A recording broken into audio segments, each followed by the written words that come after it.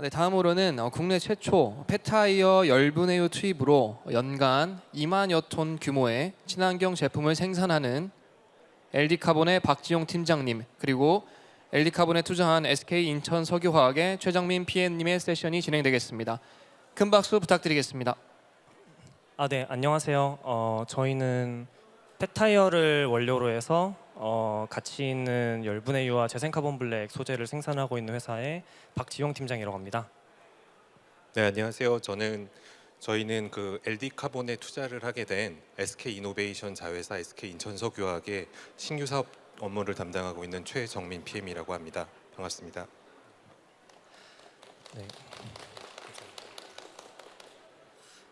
사실 요새 스타트업 이런 데들도 이제 AI나 소프트웨어 이런 쪽들이 많고 이런 소재랑 환경 재생 소재 이쪽으로는 많지 않아서 특히 폐타이어를 재생한다 그러면 어떤 비즈니스인지 좀 생소하신 경우가 많을 것 같아가지고 간단하게 저희 사업 소개 먼저 준비했습니다. 네, 저희는 이제 세계에서 최정상급의 기술력을 이용해서 폐타이어를 가지고 최고 퀄리티의 열분해유랑 재생카본 블랙을 생산하는 기술을 가지고 있습니다. 그러니까 저희 차로 오신 분들도 오늘 많으실 것 같은데 차를 타다 보면 이제 타이어를 한 번씩 갈아야 되잖아요. 근데 그 타이어를 쓰고 나시게 되면 그거를 어떻게든 버려야 될 텐데 타이어가 버려지는 과정에 대해서는 모르시는 분들이 많을 거예요.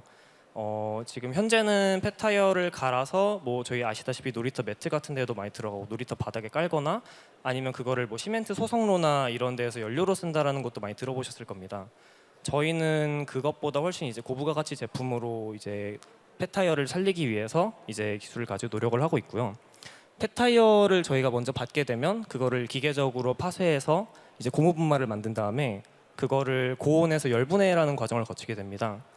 그러니까 산소가 없는 환경에서 폐타이어를 고온으로 충분히 잘 가열을 하면 고무는 녹아서 다시 기름이 되고 그 기름은 다시 저희가 정유화학사 저희 이제 투자자이신 SK 인천석유화학 이런 곳에 갖다 드리면 그걸 다시 정유해서 납사나 플라스틱 혹은 연료 같은 걸 만들 수 있는 원료가 되고요. 그 다음에 타이어 안에 들어있는 카본 블랙은 저희가 고형 카본 블랙은 다시 회수해서 일정의 가공을 거치면 다시 타이어사에서 쓸 수 있는 귀중한 원료가 되게 됩니다.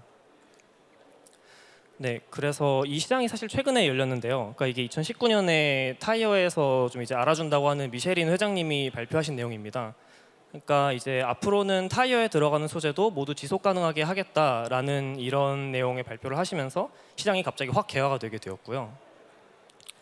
카본 블랙이 무엇인지에 대해서 사실 모르시는 경우가 많은데 저희 양초 같은 거 태우면 이제 검정색 그을음 같은 것도 나오잖아요.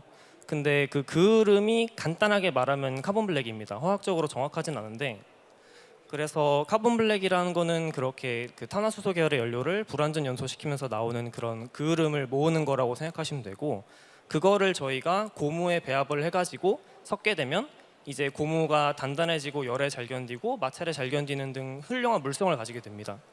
그러니까 저희가 지우개도 고무로 이루어져 있는데 타이어도 고무로 이루어져 있고 지우개도 고무로 이루어져 있는데 타이어를 타고 다닌다고 그게 고무처럼 막 지워지지 않잖아요, 지우개처럼. 근데 그렇게 되는 이유가 결국은 카본 블랙이라는 소재가 타이어 안에 들어가서 이게 시속 100km로 회전을 시키고 시속 200을 밟으시는 분도 있을 것 같은데 100을 회전시키든 200을 회전시키든 안정적으로 도로 위에서 주행할 수 있게 해주는 물성을 부여하는 중요한 소재입니다. 근데 문제가 이 카본 블랙은 만드는데 굉장히 많은 이산화탄소를 발생시켜요. 제가 그을음이라고 말씀드렸잖아요. 그러니까 제조 공정 자체가 연소고 카본 블랙 1kg을 만드는데 거의 2kg 정도의 연료를 소모하게 됩니다. 그래서 이산화탄소도 굉장히 많이 발생하고요. 여기서 끝나는 게 아니라 타이어도 사실 버려질 때 이게 대책이 없어요. 지금 우리나라를 이제 중국을 제외한 글로벌 이제 타이어 지금 처리 현황인데 약 28% 정도가 연료로 소각되거나 그냥 태워지고 45%는 이제 놀이터 바닥 같은 데 까는 되게 저부가 가치로 재활용되고 있고 나머지는 매립되는 식으로 이렇게 되게 활용이 잘 안 되고 있습니다. 게다가 이 뒤에 있는 사진 같은 경우는 쿠웨이트 타이어 매립장에서 발생한 실제 화재인데 방치되고 있다가 불이라도 나면 굉장히 곤란한 상황이 되기도 하고요. 그러니까 타이어는 만들 때도 카본 블랙 때문에 오염이 많고 그 다음에 버려질 때도 오염이 많은 소재라 저희는 이 두 가지를 동시에 해결하고자 하는 그런 비전을 가지고 있습니다. 네. 그리고 아시다시피 이제 요새 친환경 많이 하잖아요. 유럽을 필두로 이제 국제적으로 환경 규제 같은 것들이 많이 들어가기 시작하면서 이제 글로벌 기업들도 그거에 따라서 이제 ESG 경영 같은 것도 해야 되고 친환경 해야 되는데 이제 저희 산업 내 밸류체인에서 가장 협상력이 큰 건 완성차 업체들이에요. 얘네가 자동차 계열 내에서 부품들을 주문을 다 하는데 이제 뭐 도요타, 폭스바겐, 뭐 테슬라 잘 아시는 자동차들이 우리는 지속 가능한 원료를 쓰겠다라고 말을 하면서 그러한 구매력을 가진 애들이 이렇게 지속 가능한 원료를 쓰겠다고 하니까 그 밑에 타이어사들도 아 그러면 저희도 지속 가능한 원료를 쓰겠습니다라고 하면서 타이어사들도 이제 지속 가능한 원료를 찾는 거예요. 근데 카본 블랙이라는 게 타이어 중량의 35%를 차지하고 타이어의 물성을 결정하는 되게 중요한 소재이다 보니까 이것도 대체를 해야 되는데 만만치가 않은 거죠. 이게 원래 석유를 태워서 만들다 보니까. 그래서 그 이렇게 전방 고객들이 열심히 이제 카본 블랙을 대체하려고 이제 노력을 함에 따라서 저희는 2030년 정도까지 저희 카본 블랙 재생 카본 블랙이 석유를 태워서 만드는 버진 카본 블랙을 10% 정도 대체하면서 1.6조 원 규모의 시장이 형성될 것으로 보고 있고요. 되게 빨리 성장할 것으로 보고 있습니다.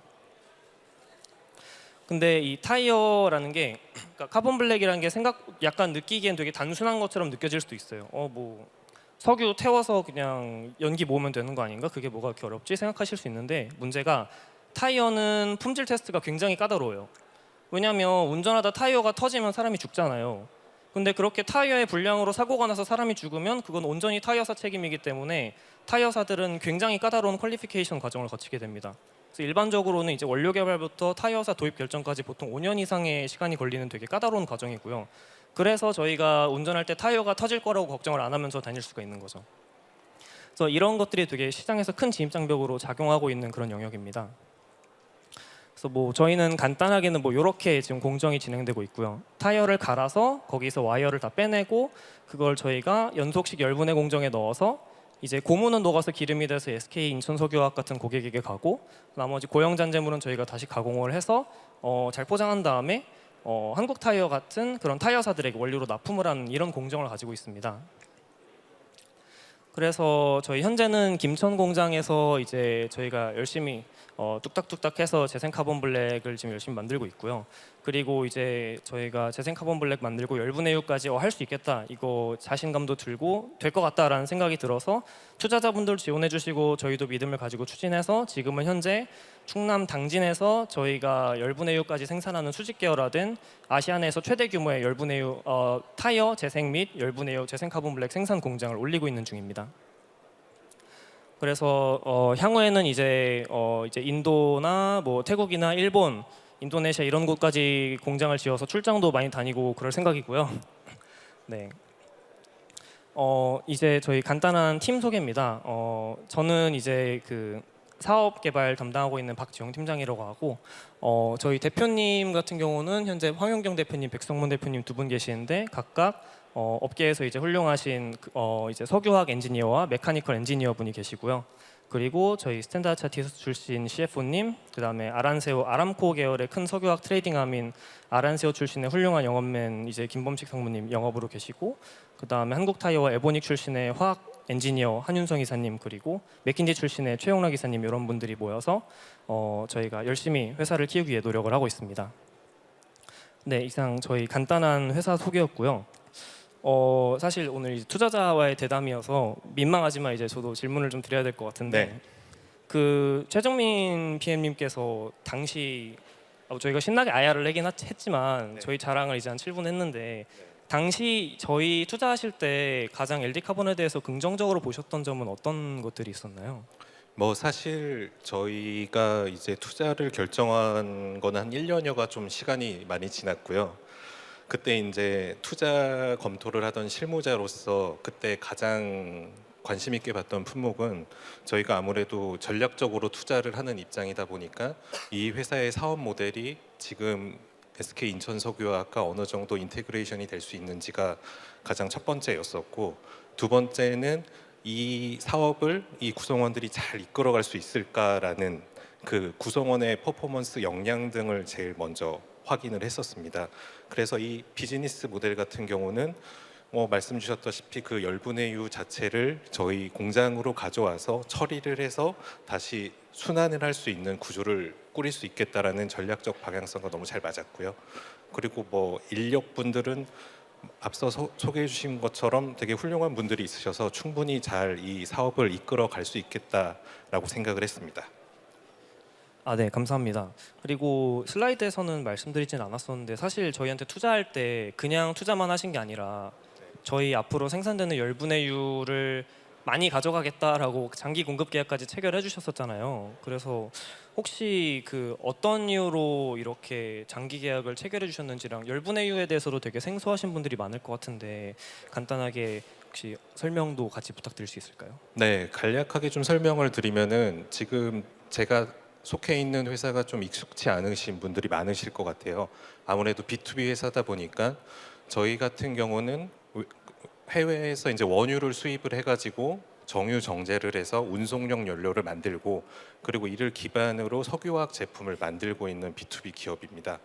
그래서 앞서 이제 팀장님이 소개해 주신 거랑 좀 비슷한 일맥이 있긴 한데 열분의 유가 타이어를 열로 분해를 해서 거기서 나오는 액화된 기름을 가지고 저희가 처리를 하게 되는 거고 얘는 해외에서 수입하는 원유랑 좀 거동이 좀 비슷한 부분이 있어요. 그래서 이런 부분들 때문에 저희가 이제 사업이 우리랑 좀 핏이 맞다라고 생각을 했던 게 있고요.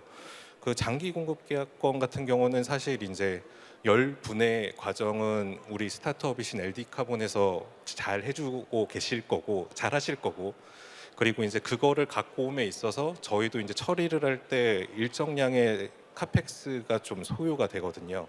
근데 이거를 투자를 해놓고 나서 원료인 열분의 유를 안정적으로 받을 수 없다라고 한다면은 뭐 사업을 할 수가 없겠죠. 그래서 그런 관점에서 이제 장기 공급 계약을 맺으면서 원료 수급의 좀 안정성을 좀 도모하고자 했던 부분이 있습니다. 그리고 이제 투자하시고 1년 정도 됐잖아요. 근데 네. 스타트업이 1년이면 사실 격변할 수 있는 시기인데 그 사이에 저희도 회사가 많이 바뀐 걸 보셨죠, PM님께서도. 네, 많이 변했다고 생각을 하고요.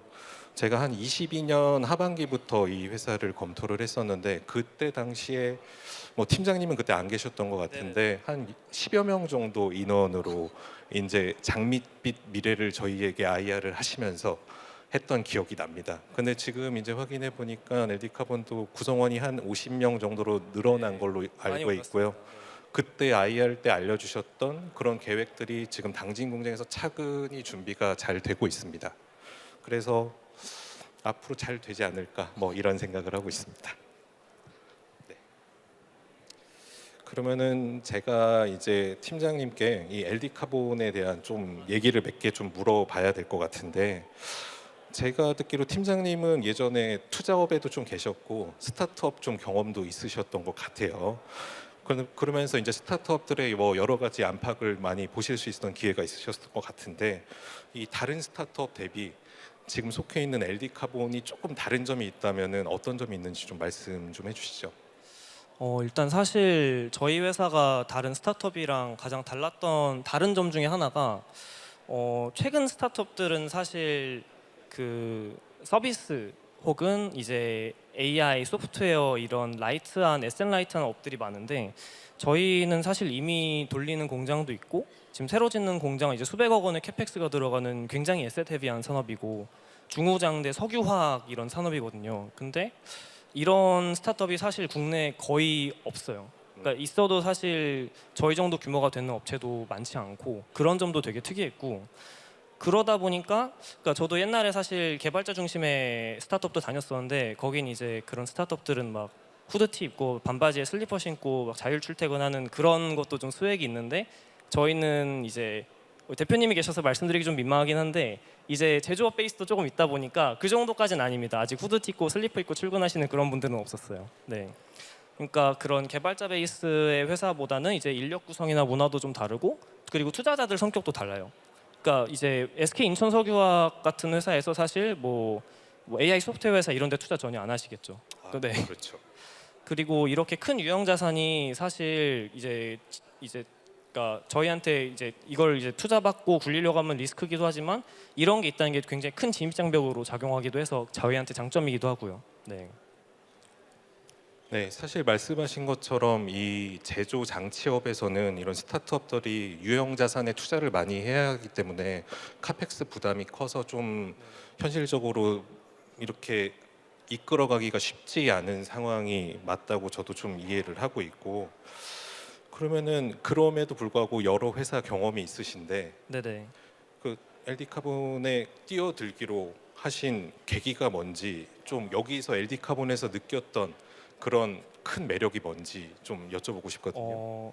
사실 그 원래부터 환경 산업에 관심이 많긴 했었는데, 네. 그러니까 환경 산업 다른 기업들과 저희 회사의 가장 큰 차이라고 한다면 생산성이 되게 좋다는 점인 것 같아요. 그러니까 되게 유사한 BM들은 많거든요. 이제 뭐 성일 하이텍같이 코스닥에 상장하셔서 배터리를 재활용하시는 회사들도 있고, 그 외에 이제 크고 작게 농업 폐기물이나 생활 폐기물들을 재활용하시는 회사들도 많은데, 대부분 저부가 가치 제품을 생산하는 데 그치거나 아니면 유사한 성능이면 환경 프리미엄이 있어서 더 비싸거나, 둘 다 만족하더라도 재활용 공정 자체가 오염을 만들거나 그런 문제들이 있는데, 사실 LD 카본은 셋 다 아니거든요. 그러니까 저희는 굉장히 비싼 재생 카본 블랙이라는 고부가 가치 제품을 만들고, 그러면서 저희 제품이 들어간 타이어들도 사실 이미 시장에 돌고 있거든요. 그러니까 제가 확신할 수는 없지만 여기 계신 분 중에 한 분 정도는 저희 제품이 카본 블랙이 들어간 타이어를 타고 오늘 여기 오셨을 것 같습니다. 그리고 그렇다고 해서 그럼 저희 제품이 뭐 다른 버진 카본 블랙 대비해서 비싸냐면 그것도 아니어서, 이제 환경이랑 친환경이랑 상관없이 그냥 고객들이 쓰기에 저렴하고 성능은 비슷하고 이러다 보니까 이러한 특성을 가진 자원순환 기업이 사실 거의 처음 보는 것 같은 거예요. 저는 제가 그렇게 나이는 많지 않은데, 그래서 그 이러한 것들을 보다 보니까 되게 큰 장점이라고 느꼈고, 게다가 카본 블랙이 아니고 이제 나머지 제품의 절반 같은 경우는 열분의 유인데, 이거는 플라스틱을 만들 수 있는 납사도 나오고 그거 가지고 다른 연료도 만들 수 있고, 그러니까 되게 저는 타이어가 약간 그 한우 같다고 생각하거든요. 이게 버릴 게 없어요.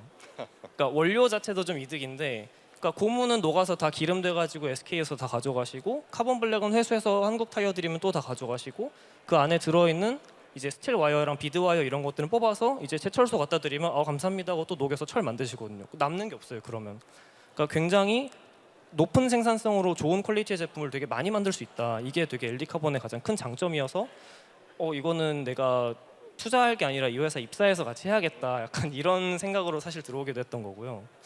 그리고 원료 조달도 되게 용이해요. 그러니까 폐자원 이제 자원순환 산업의 가장 큰 문제 중에 하나가, 균일하고 고퀄리티의 그 이제 원료를 안정적으로 많은 양을 수급하는 게 되게 어렵거든요. 근데 우리나라가 이 부분에서는 굉장히 선진국인 게 폐타이어 회수 체계가 굉장히 잘 되어 있습니다. 이제 환경부와 이제 타이어 산업과 관련 기관분들이 굉장히 잘 짜놓으셔가지고 폐타이어는 이미 수거가 잘 되고 있어서 저희가 상대적으로 균질하고 이제 수거량도 많은 폐타이어를 가지고서 만들기만 잘하면 되는 거예요. 그래서 이런 산업이 지금 완전 노다지 같은데 지금 들어가야겠다, 약간 이런 생각을 가지고 아마 조인하게 됐던 것 같습니다. 네. 말씀하신 걸 들어보니 저희도 투자를 매우 잘했다라는 생각이 좀 들긴 합니다. 그런데 이렇게 회사의 장점을 많이 표현을 해주셨는데, 실제 이제 LD 카본이라는 회사의 구성원으로 이제 들어가서 일을 하시다 보면은 참 많은 어려움이 있으실 것 같아요. 그래서 그런 어려움들 좀 간략하게 좀 말씀해 주실 수 있으실까요?